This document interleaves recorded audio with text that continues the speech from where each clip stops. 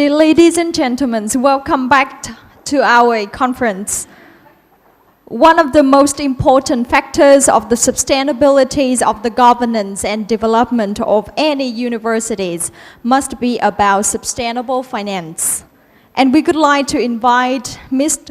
Lục Nguyệt Loan, former head of finance and accounting department of VGU, for her sharing about a case study at the VGU. Please welcome on stage Ms. Loan.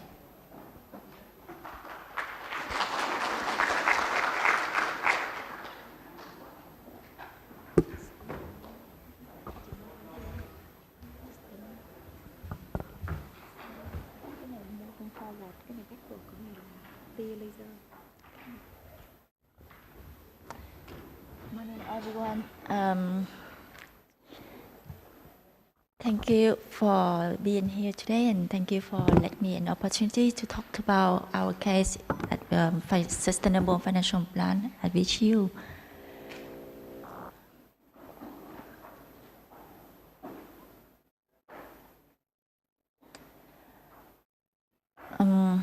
As we are aware, the budget process is always a challenging and difficult task for any organization. And still, a financial plan is a must because it is a guideline for our activities. It helps to review the past, understand the present, and look forward to the future. And also, it reflects the strategy of the organization.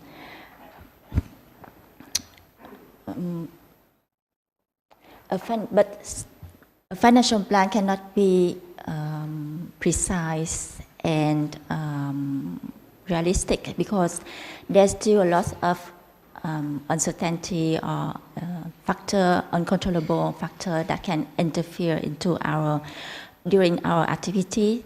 So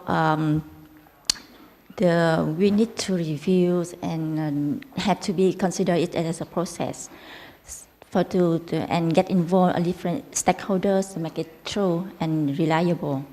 And for VGU, this process is still more complicated because we are a product of the two countries, Vietnam and Germany. So there will be another fact get involved in this plan. So today, through this presentation, I will walk you through 4 parts. The first one is the legal foundation of VGU Sustainable Financial Plan. We will talk next about the evolution of VGU financial plan in part 2, all the difficulties and challenges that we are facing until now in part 3, and then the new approach in part 4. We are all aware since the presentation yesterday that the VGU project started with the joint declaration of intent on the 21st May 2007 by the Ministry of Education and Training of the Socialist Republic of Vietnam, and then the joint declarations on the 29th February 2008 to establish VGU. Since then, VGU has issued the charter in 2009 and a revised version in 2017. A special finance regime issued by Prime Minister in 2019, and our internal financial regime was approved by UC in 2012. And the amount on this legal documentation is the most important is the trilateral agreement has been signed in this year on the 21st of September, and this is tremendous support for VGU's development. We are now working on the VGU development mission and vision, and then the master plan of VGU to 2030. On this legal document will be the foundation and the basic for our calculation in the sustainable financial plan. Before we go into our cases, we will see how it's evolved in the time and why we need this sustainable financial plan, why it is primordial and then important to VGU development. This sustainable financial plan will give us an overview about our activities throughout the years. And based on that, we can define an appropriate financial model to align to visual strategy. And it's also the guideline for our development, the period of estimation. And it will let us know what and how we develop in the future. As we know that Visuals founded in 2008, but in 2016, we started only to work on the sustainable financial plan with an external consultant. And the first draft was being done in 2017. And until July 2019, we submitted the first version to MET and get the feedback in December of the same year. And following the trilateral agreement side, we are working on now the updated version to resubmit to MET as per their request. Not only the evaluation on the time, but the sustainable financial plan also evaluate with the model. We can see that there are 3 models since the beginning until now. The first one has been proposed by the external consultants, in which they support to help to build up the framework on the basic calculation. And we still work with the assumptions of partially funding by the MOET, only 40% on the total revenue. In 2017, a new model has been developed in which we put in there different scenarios, how to compensate the missing of the financial source. And then currently now we develop another new model to mitigate all uncertainty that we can get into our development. So we go to the part 3. Before we're talking about the approach that we are working on now, we will talk about all the difficulties and challenges that VGU are facing of still at the beginning until now. We know that when we work on the future, nobody can predict the future, so there's a lot of uncertainties get involved into the way. And so this financial model is not an exception case. There can be internal factors or external factors, controllable or uncontrollable. But all of them are very, sometimes really critical and cannot predict, like the COVID pandemic this year. But still, the most of them, we can, based on the trend, and then we can anticipate it and include it into our plan. The other difficulties that we are facing is the different culture and different understanding between the 2 countries. And since we talked already this morning about the autonomy, the finance autonomy, then this is the notion that the comprehensive between the 2 countries a little bit different here. For the German partner, the autonomy in finance is equivalent to the full right to manage the granted fund from the state. That means we have the fund and then we just have all the ability to manage it. And then there is no missing financial source in this case. But for Vietnam, on the Vietnam side, the autonomy in finance, that means we have to manage our activities via our own finance capacity. That means the subvention from state fund is just partly. Then we have to compensate with the tuition fee. Why in German, there's no tuition fee collected from the students. That's also a bit different from here. And the last one is to find out the right financial model to sustain the development of VGU. And so in this case, we had to find the additional funds to cover the missing funds if there is any. And so based on all these difficulties and challenges, so we want to review on the methodology on the old one, and we try to propose the new methodology in here. For the old, what we are working before, what we worked before is that firstly, we only focus on VGU's activities. We concentrate on our student recruitment, our activities, our research activities, and we don't get involved in here, don't have an overview, external impact can impact on our activities. The second one is we don't have any risk assessment in our financial plan. This one can understand that it came from the uncertainty of the financial plan when we predict the future. If we just concentrate on ourselves, we didn't look on a view a little bit bigger.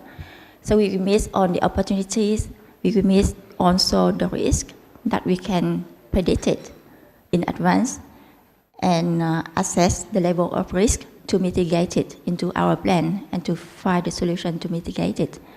And so this is one of the area I think that we need to improve in the new approach. The third part is we are, at the moment, our income is really, I would say it is a passive income because we will depends on the state funds. And that we can know in advance how much and how many percentage of the funds will be weighted on our income, total income. And so this is the risk that we have to mitigate it by how. The only way is on a tuition fee, but as VGU is still a young university, we need to build up our branding. We need to change the perception of the customer about our university. So this is also, I would say, a partially passive income. And so the only way that we try to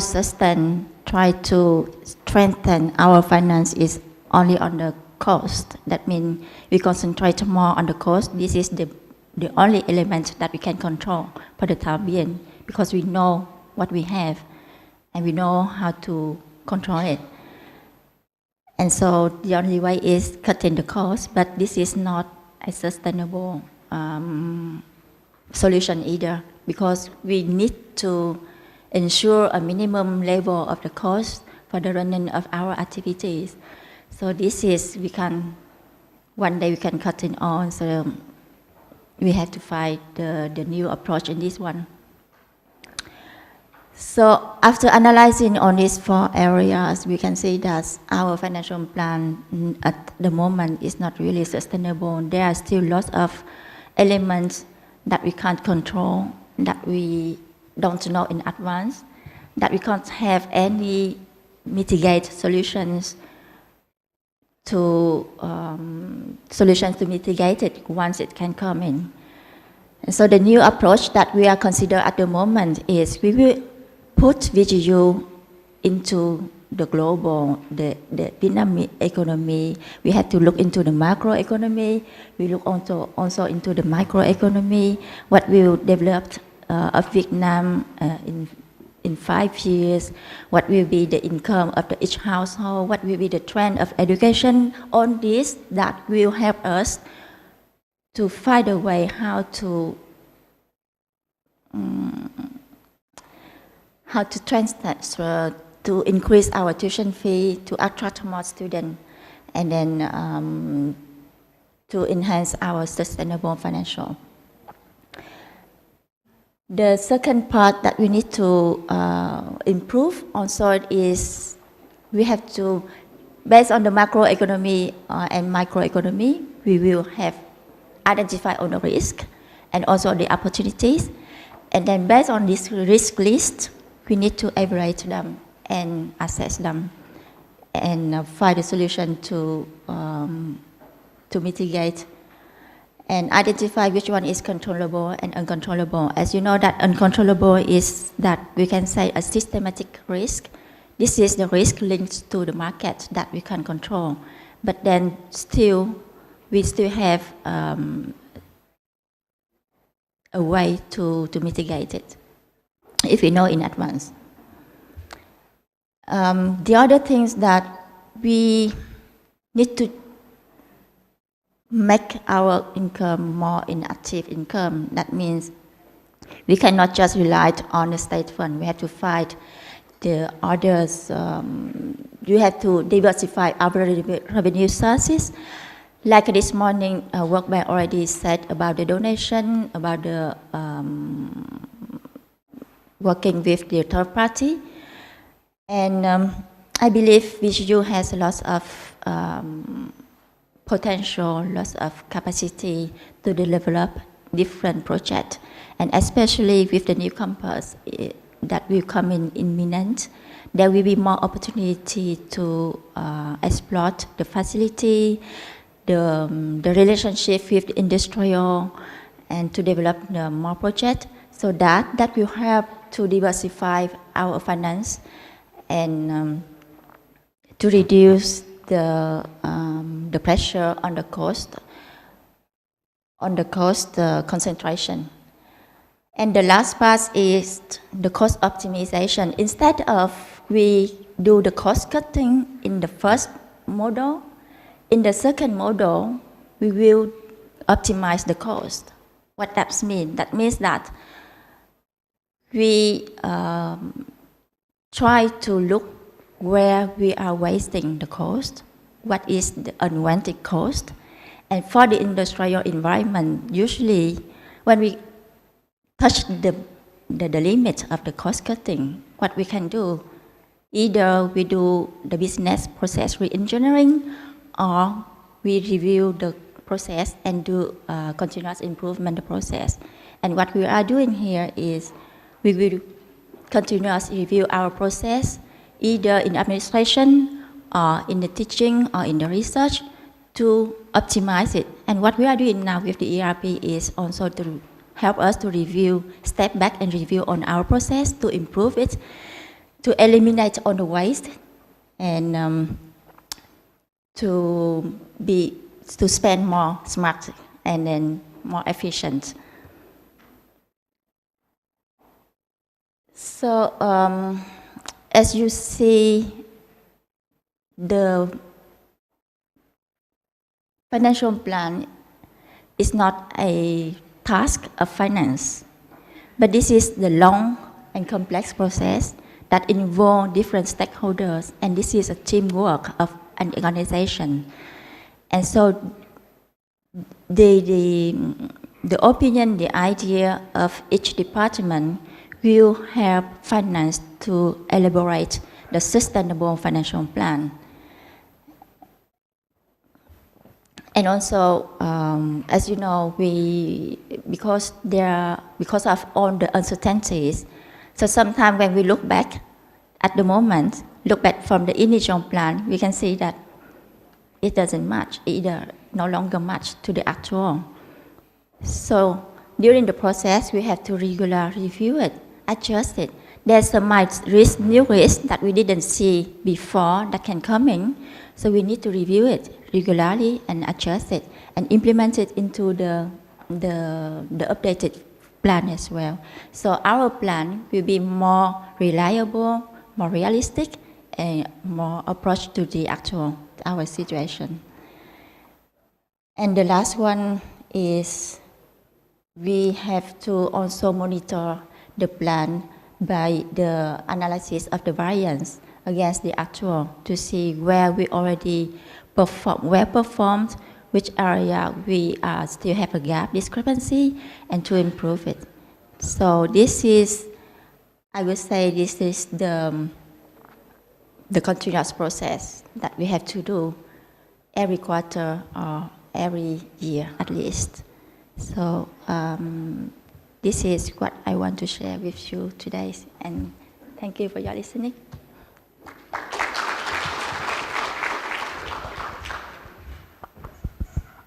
Thank you very much, Ms. Land. And now it's come for the panel discussions. I would like to invite Dr. Ha Thúc Viên to be the moderator.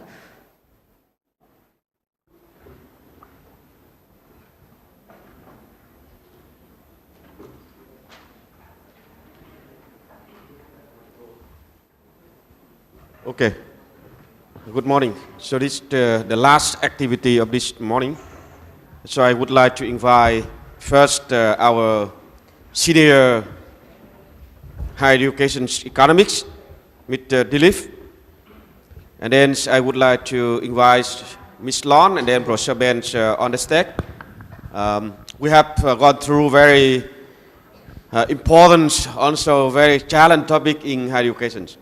And we're already hearing from our colleagues from different perspectives. The first one is from our World Bank colleagues for the overall higher education development challenge and what's the policy options for the future to improving the higher education performance. Next, the presentations from our Arizona colleagues, but I think he went to sleep already. So that he could not attend, but actually we see how the roles of IT, IoT, and technologies in the university nowadays in order to support the teaching and learning in the modern higher education. And we come to more little bit detail than what our colleague from World Bank talked about finance, university finance or higher education financing regarding to the case of VGU. VGU also very, up to now, with my limited observation, I know that VGU is the first university initiated to talk about the sustainable finance. Yeah, and while doing so, we face with a lot of challenge. Particularly, the difference in the understanding the financial autonomy between Germany and Vietnam. That is the big issue. And when we're talking about the university, research university and financing is also the big questions. Yeah, and what our colleague from Vangland University yesterday, Dr. T, raised the questions that what's Vietnamese University concerned right now. And I think for this panel section would be very interesting. And if there are so many top questions and cannot directly answer at this panel, I would request and can deliver to our panelists for later written answer. That would be good for you. Okay, thank you.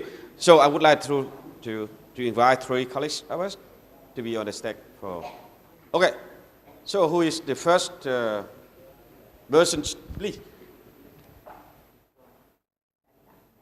So now we are open for the questions. Yeah. Đợi cho mấy diễn giả ngồi chứ có gì đó hỏi. Các anh chị nếu mà chúng ta không sử dụng tiếng Anh thì chúng ta sử dụng tiếng Việt, không? Không có vấn đề gì cả. Bởi vì chúng ta có cái hệ thống dịch cabin nên là. Dạ, em xin hỏi bằng tiếng Việt ạ. Em xin giới thiệu, em là tên là Quân ở trường Đại học Văn Hiến ạ. Em có mấy câu hỏi coi, nhưng mà thôi em hỏi một câu hỏi trước để dành thời gian cho các thành viên khác còn hỏi, không em hỏi thì nhiều quá. Em chỉ hỏi một câu cho Ngân hàng Thế giới ạ. Trong cái nghiên cứu của Ngân hàng Thế giới thì có trong cái khung phân tích ạ, có các policy option ạ, lựa chọn. Các anh bên chuyên gia có đánh giá là chỗ thì 1 cộng, chỗ thì 2 cộng và chỗ là trừ. Cho em hỏi là dựa trên cái cơ sở gì, dựa trên cái tiêu chí gì mà mình đưa ra cái đánh giá là 1 cộng hoặc 2 cộng hoặc là trừ?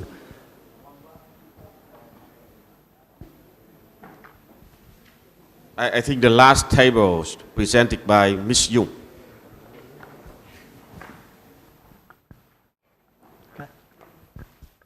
Chị hỏi có giống luôn không? Ok, nếu mà giống thì hỏi luôn cùng lúc.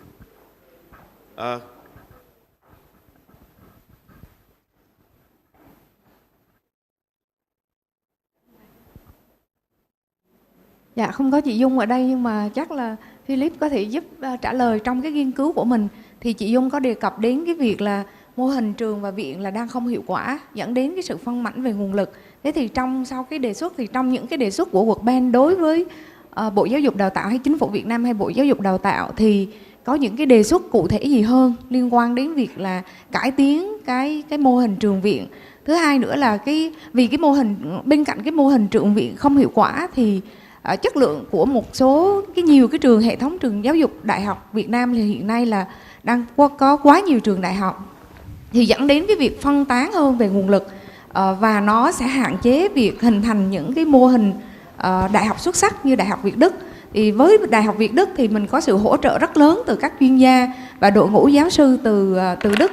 Còn lại những đại học Việt Nam sẽ phụ thuộc rất lớn vào đội ngũ giảng viên và nhà nghiên cứu trong nước. Thế nhưng mà hiện nay đang bị phân mảnh như vậy thì nó hạn chế cơ hội cho những đại học xuất sắc. Thì World Bank đã có những cái đề xuất cụ thể gì đối với Bộ Giáo dục Đào tạo Việt Nam và có những cái hy vọng gì trong tương lai gần sắp tới hay không?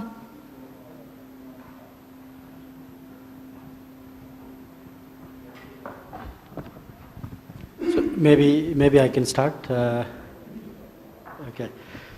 So the first question was on related to the last table that my colleague Ms. Jung presented, which was on cost-benefit analysis of different policy options, right? I don't see it on the screen, but essentially you go through each policy option and you try to assess cost and benefits. And as you saw there, and you can look at your handout. So I think the first criteria is sort of technical complexity, and then the second one is maybe financial cost, and then political sensitivity, and then the last one is impact. I think benefit and impact. So the way the team sort of did this is you pick a policy option, for instance, and here I can talk about, let's say, I'll talk about an option on income contingent loan, introducing income contingent loan scheme in Vietnam. So this is one of the policy options we sort of recommend, right? So is it technically complex? Yes, I think it's a little bit of technically complex. You would need some kind of work with the ministry, with consultants supporting it, and then it takes some time because it has to be tied to the tax system, where Vietnam is okay, but then it's not as developed as other countries. So then it also needs to include other aspects of technicality. So that may be technically complex a little bit.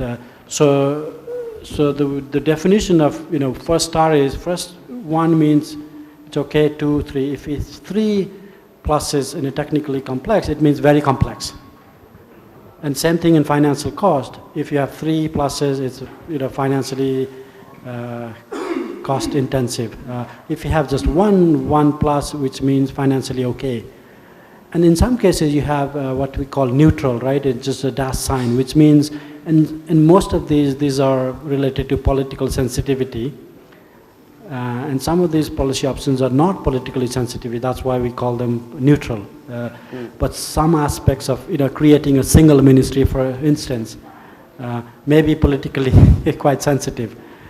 Same thing with staffing management, politically more sensitive. And then finally on the impact, the team made an assessment that some policy options have larger impact than others, right? And this is based on international experience, that's why we have one of our co-authors, Jamil Salmi, who is a co-author on this one, basically looking at many countries and many options, what those countries have gone through in terms of these challenges. So that's how we come up with it. Again, this is an exercise not for us, it's for the ministry to see, maybe they can redo it again. We made this as an illustrative purpose, not to say okay, this is very technically complex, you shouldn't do it. That's not the point. The point here, we are making an illustration. Reports are for illustration purpose, not for the final decision on what you should take up.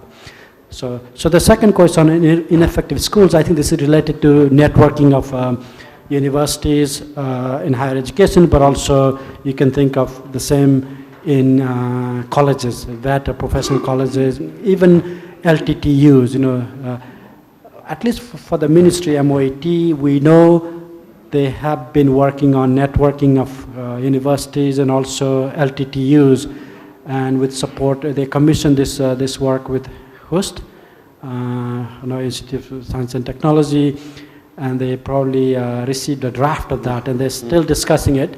And as you know, it's this is a politically very sensitive topic.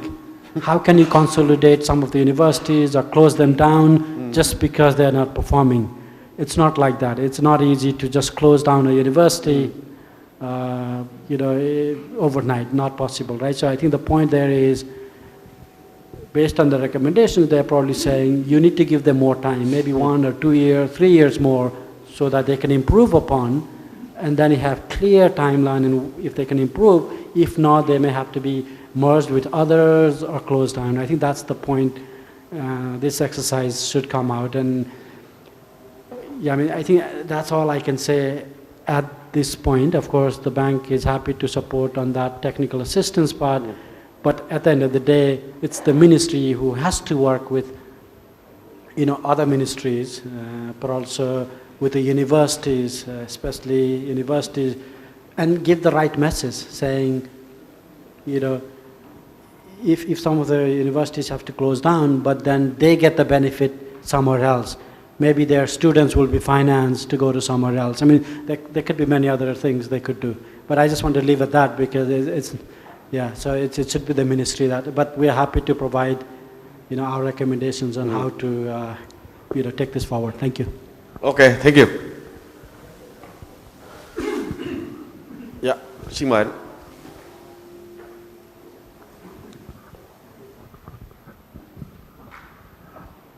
Thưa quý anh chị, trong cái bài presentation của chị Võ Kiều Dung có đề cập đến cái nghiên cứu 3 năm trong cái vấn đề là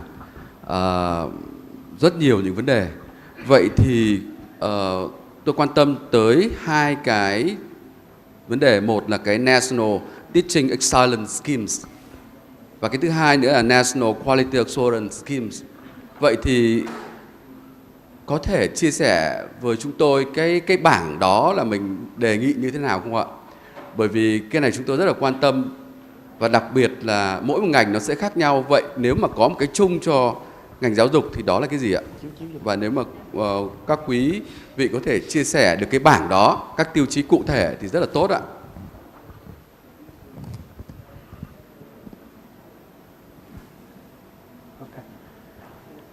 Yeah, my quick answer to that is, what I would like to say is the National Teaching Excellence Program, a number of countries sort of implement this, and one of the examples that comes to my mind is Taiwan.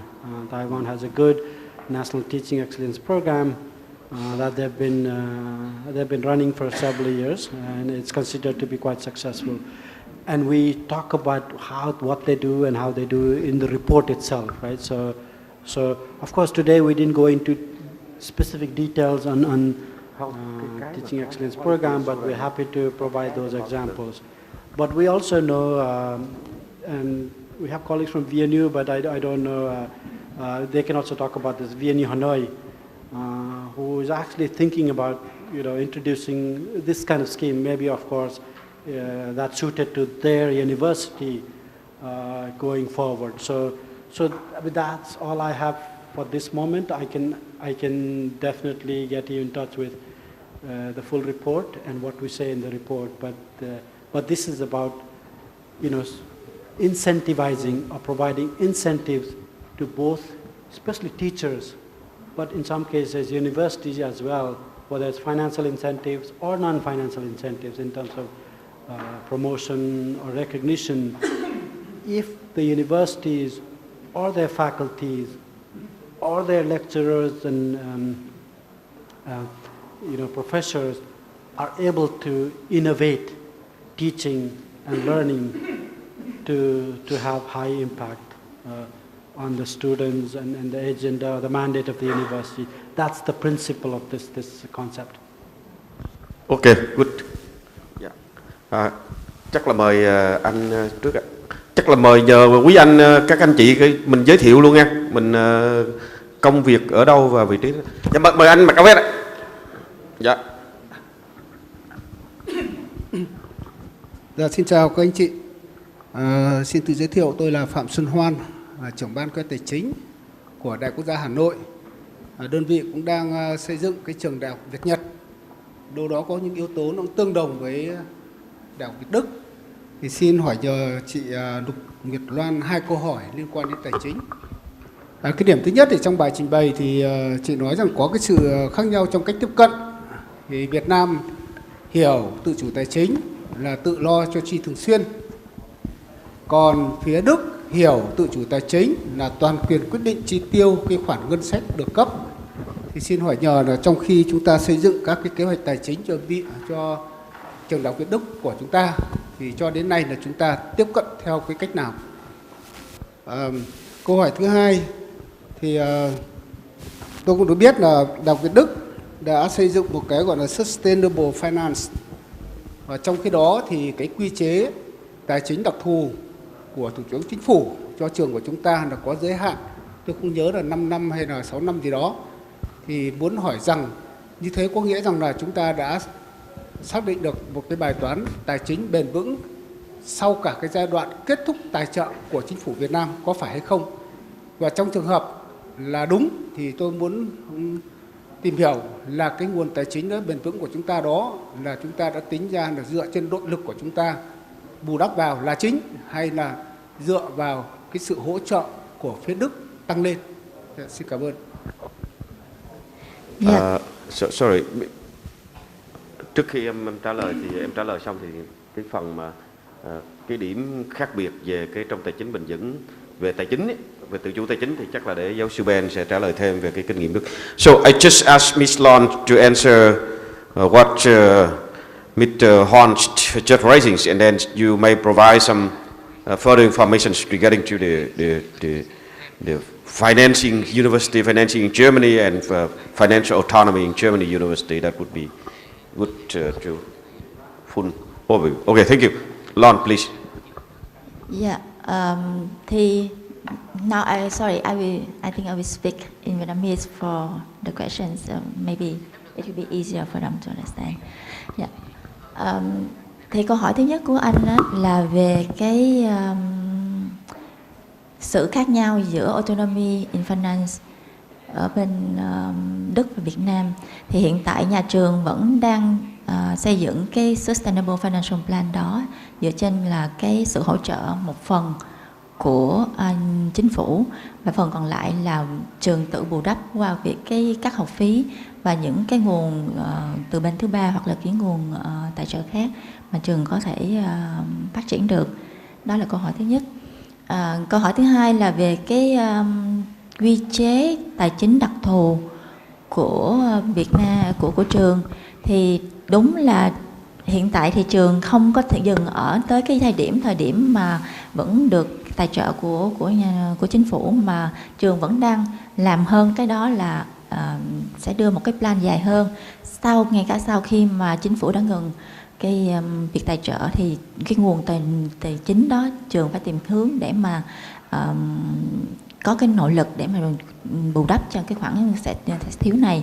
Thì trên cái hiện tại thì là cái hướng hiện tại của trường đang làm là sẽ phải thứ nhất là phát triển tốt về cái branding của trường để thu hút nhiều hơn với cái lượng sinh viên.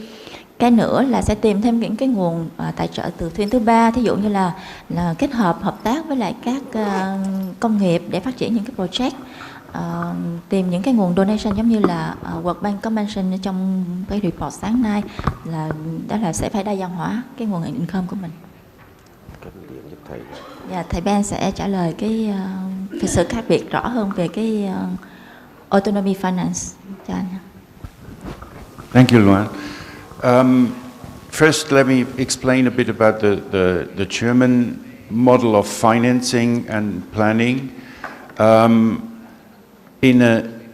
the running costs, normally a German university gets a certain budget from the government. There is no income from tuition fees. Studying is for free in Germany. The universities have some indicators, like the number of students in total, like the number of students in the new intake, and the number of graduates per year. With these indicators, the government calculates a certain budget for the university for the running costs.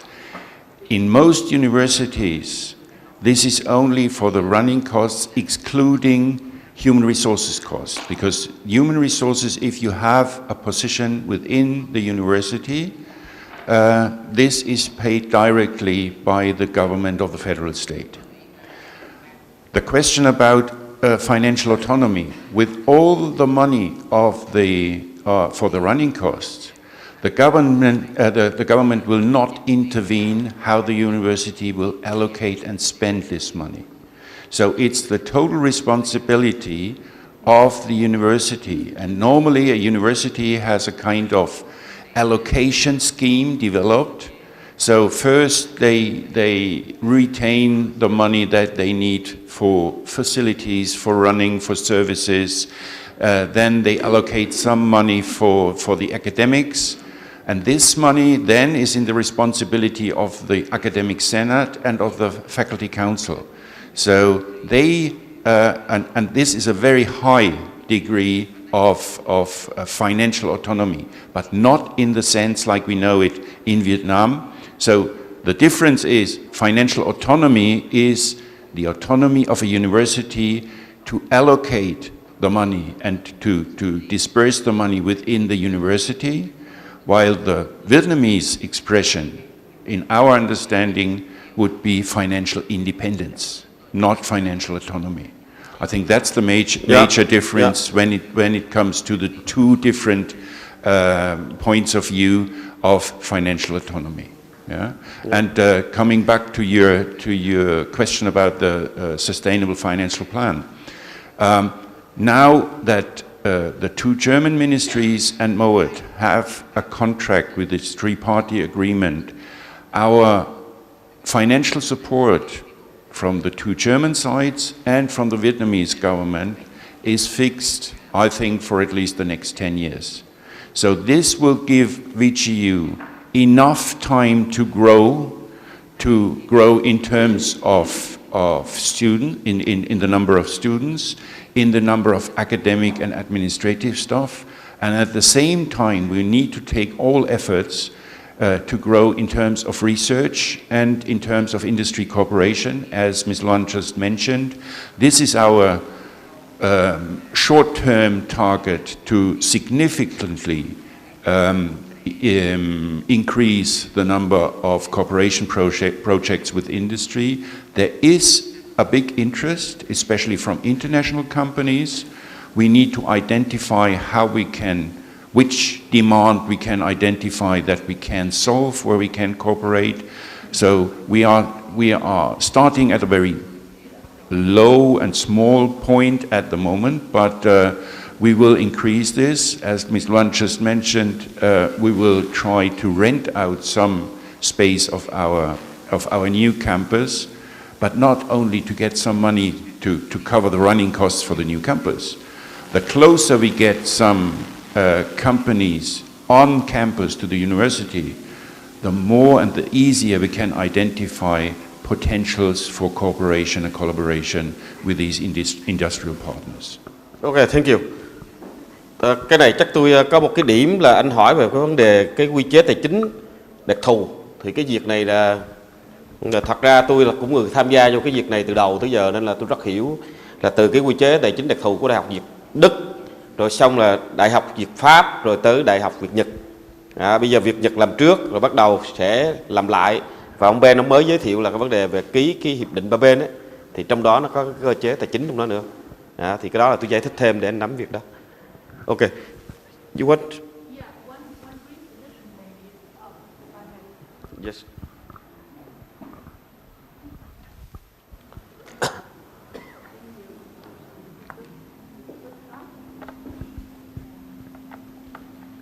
Okay. My name is Helga Beste Di Benedetto. I'm the Vice President of Administration to the VGU. I want to make one brief addition to what Professor Benz already mentioned, because one of the things that we also need to take into consideration when we plan our finances is the fact that we are limited in terms of raising our tuition fees. This is also a compromise between the Vietnamese and the German system. We do raise tuition fees. We have them. They are part and a substantial part of our income and of our planning, to the extent that most of the budget that we have actually comes from the tuition fees. But we cannot raise them just like that to an indefinite amount, because the Germans, it's a very political issue. In Germany, we do not charge the tuition fees, as was mentioned earlier. So the compromise is that we can raise by the percentage of the inflation, but we can go no higher than that. So we cannot just double tuition fees because we need money. And that is one of the factors that also plays into our financial planning, and it's one that's very important. Okay, thank you. Next questions, please. Em chuyển cho chỗ cái anh đeo tai nghe. Tôi xin phép có hai câu hỏi. Câu hỏi thứ nhất là xin hỏi Ngân hàng Thế giới. Với cái bài trình bày thứ nhất đấy, trong cái điều kiện Việt Nam hiện nay thì các chuyên gia cho biết là nên đầu tư vào nhóm trường nào để cái nhóm yếu thế thực sự được hưởng lợi từ chính sách. Câu hỏi thứ hai thì dành cho Đại học Việt Đức. Với cái kế hoạch tài chính bền vững thì là rất quan trọng. Cho tôi hỏi là lý do gì mà tới năm 2016 thì đại học mới bắt đầu xây dựng cái kế hoạch tài chính bền vững, và đến năm 2019 thì bắt đầu mới được Bộ phê duyệt ạ. Xin hết.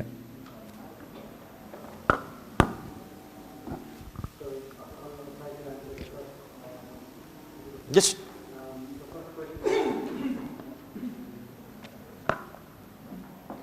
Is it on? Is it on? Okay. So the question was, at least the way I understand is, what type of schools or universities should the government invest in more to achieve what the country wants to achieve? I think so. So the short answer for that is it should invest across all types of universities, not only research universities. Of course, research is a public good, so there's a good justification to invest more in research infrastructure. So that's clear. But the government should also invest in applied universities, or in other words, non-research intensive universities, because most of the students are in fact enrolled in applied universities. And if we do not support these applied universities, both in terms of capital projects, but also supporting students if they, not being able to afford to go to university, this will not be a good choice. So what we see these days, at least from the government, is they allocate some resources for research in universities, sometimes in terms of recurrent funding and also capital projects. The bias seems to be, at least from our perspective, towards research-based universities. While that is justified to an extent, our recommendation, in effect, would be to have a comprehensive sector-wide approach to financing support, and the full, by comprehensive, I mean, all types of schools that are part of this, the network, which is research universities, applied universities, and in some cases, even 2 to 3 year old, 3-year programs, professional and vet colleges. I think they should all get the investment. This is the exercise the ministry, along with other Ministry of Finance, need to do going forward. Thank you. Okay, thank you.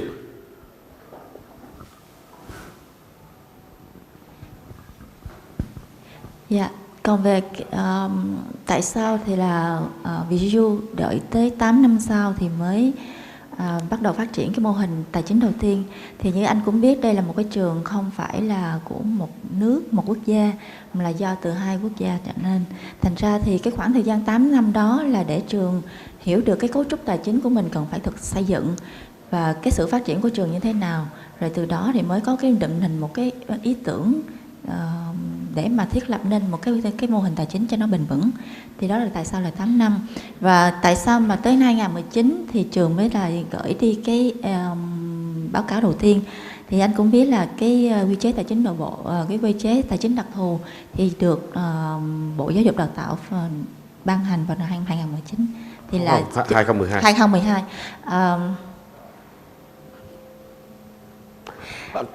Sorry, cái này tôi trả lời anh rất nhanh. Bởi vì là khi mà xây dựng trường đại học Việt Đức nó có một cái nghiên cứu khả thi do các chuyên gia Đức, do Bộ Khoa học và Giáo dục Đức họ tài trợ để xây dựng một cái nghiên cứu khả thi. Tôi nhớ nó khoảng vài ngàn trang, trong đó có tính rất kỹ về tất cả mọi bối cảnh trong và ngoài khi mà phát triển trường đại học Việt Đức. Thì câu chuyện tài chính cũng đã đặt ra vấn đề đó. Tuy nhiên giống như nãy giáo sư Ben có nói đó, tức là cái cách tiếp cận về tài chính của Đại học Đức và chúng ta có những điểm khác nhau. Ở Đức ở đây tự chủ có nghĩa là anh nhận trách nhiệm với cái việc là đạt được những chỉ tiêu như thế, những cái mục tiêu như thế thì anh sẽ được cấp chừng đó tiền và anh được quyền sử dụng cái tiền đó ở một mức độ tự chủ cao nhất mà làm sao để cái nguồn lực hiệu quả nhất.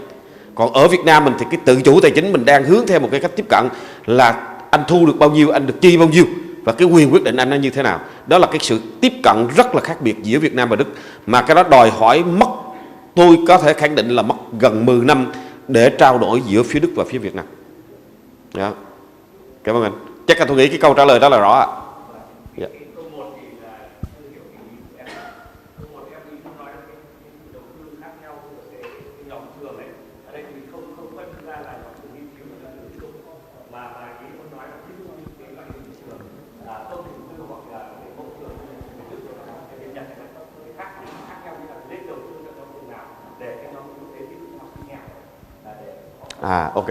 Okay, good.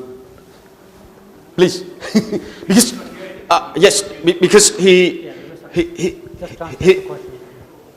asked not about either research university or applied science university as you mentioned, because research will create the public goods and applied science will train the best professional later. But he means which university no careless about public or private, but concerned about how to have in which university where have the disadvantages.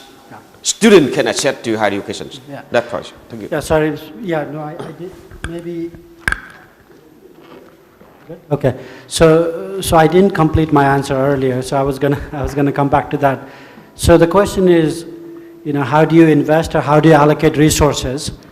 And that we presented earlier. As you know, from the World Bank's perspective, the allocation of public funding, at least, it should be based on performance and equity.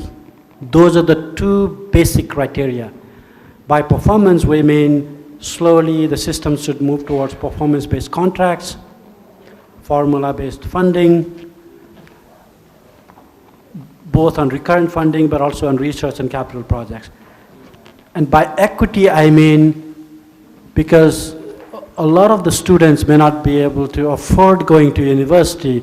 I think this is where the role of the state is very important. They should either provide scholarships or vouchers or loans to those students who should be able to attend public or private or any other university of their choice. I mean, that's, of course, there might be some conditions, but generally speaking, the students should be allowed to enroll in the program of their choice as long as they meet the minimum academic qualification criteria and school of their location or choice again. And that's the point about this, equity. So this is where maybe even the private universities or private colleges may benefit if the government were to move towards that. And in fact, in many countries, this is the case. The scholarships and loans are provided to students attending those types of universities too. Thank you. Okay, thank you. So, I think two more questions. Mời chị ạ.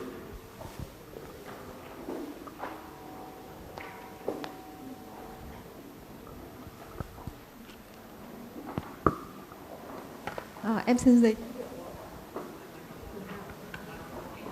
xin giới thiệu, em là Liên đến từ Học viện Nông nghiệp Việt Nam. Em có một câu hỏi liên quan đến thu hút nhân tài mà nhóm anh Gilip và chị Kiều Dung đã thực hiện và nhắc rất nhiều đến cái giải pháp cho các trường đại học trong việc, một trong những giải pháp cho các trường đại học trong việc thu hút nhân tài. Tuy nhiên thì không phải trường đại học nào cũng có đủ các cái nguồn lực để có thể thu hút được nhân tài. Và ví dụ trong cái quá trình thực hiện thực tế trong thời gian vừa rồi thì ví dụ trường em có mong muốn và rất sẵn sàng cho cái việc thu hút nhân tài và tuyển dụng một số cán bộ để phục vụ cho nhà trường. Thế tuy nhiên có một vấn đề là ngoài cái lương mà trả cho các cán bộ đó thì bên cạnh đó phải có cơ sở vật chất, môi trường làm việc để giúp cho cán bộ họ khi đã vào được tuyển vào rồi nhưng họ phải cống hiến lâu dài và bền vững cho nhà trường. Thế thì vậy, và cũng không phải là trường nào của Đại học Việt Nam cũng có cơ hội như các cái trường đại học mô hình mới như Việt Đức, Việt Pháp hay Việt Nhật để có thể được đầu tư một cái cơ sở hạ tầng và cái môi trường làm việc tốt như vậy để có thể giữ được những nhân tài đó. Vậy thì theo anh Dilip và theo cái nhóm của chuyên gia Ngân hàng Thế giới cũng như xin chia sẻ từ Đại học Việt Đức về cái kinh nghiệm cũng như cái giải pháp một cách rất là thực tế cho cái việc thu hút và để nhân tài cũng như là giữ được cái nhân tài này cống hiến lâu dài cho các trường đại học của Việt Nam ạ. Okay. Can you hear? So, Okay. she asked you. No, How to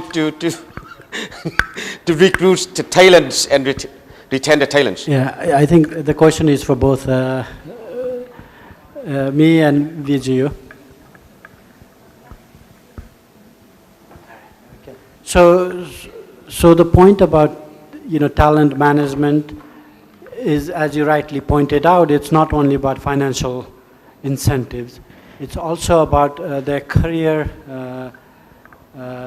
progression, other compensation in some facilities, but also, command over your research program, and the research projects and facilities, right, labs, and in cases, even your faculty program. So from that perspective, it's not everything a university can manage. I think you should look at your own situation and see what you can offer in terms of bringing both experience and young talent. Right? I mean, the point about both experience and young talent is you're trying to build for next 10 years, or 15 years. You're not just thinking about next 2 years. Okay, if that was the case, you would bring the most expensive people, and but that's not feasible because you don't have the money. And plus, you're not looking for long term. I think the talent management is a long term scheme, and then you have to look at it from that perspective. It's HR. I'm not an HR expert in that sense, but whenever we recruit people, even in the World Bank, we look at their future potential, but also build across different skill sets and build across diversity, whether it's women or young researchers, young faculty with the promise. So I think that's the point we want to make today, rather than saying, government should all invest in terms of money to bring the best people around the world. Of course, that should be one of the recommendations. If there is money, they should do it.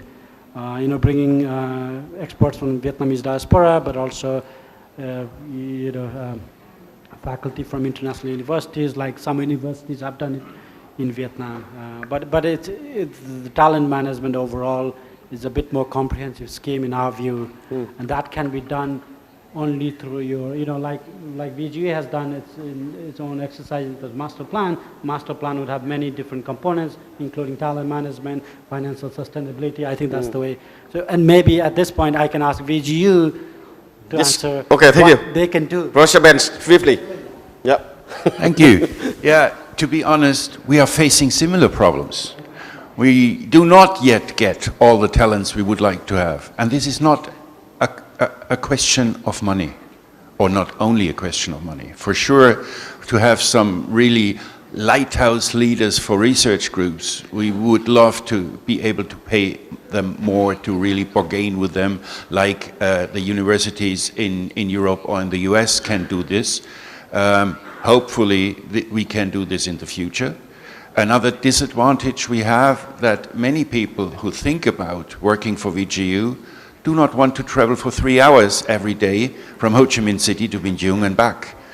This problem hopefully will be solved over time because Bình Dương is growing very fast, so that we will have a good environment there. And our biggest thing for retaining and for winning people, even from outside Vietnam, hopefully will be our wonderful new campus, because we can provide a working environment that you will look for not only in Vietnam, but in other countries in Asia and even in Germany. So you see, it's always very nice for us when we have visitors coming from German university and they see our labs. But this is an advantage for the next 5 to 8 years, because now everything is new, everything is on the top technological standard. So there we can attract people. And another point for us, and this might be an option for you as well, is to open up international contacts. Because researchers are willing to cooperate and to learn from other partners outside the country. So our biggest advantage is that we have a backbone of 36 German universities who are willing to cooperate with us, not only in terms of teaching, but as well in terms of research. And so this will be our strongest advantage, because we can offer our researchers to cooperate with colleagues in Germany. And now we open this network step by step to other European countries.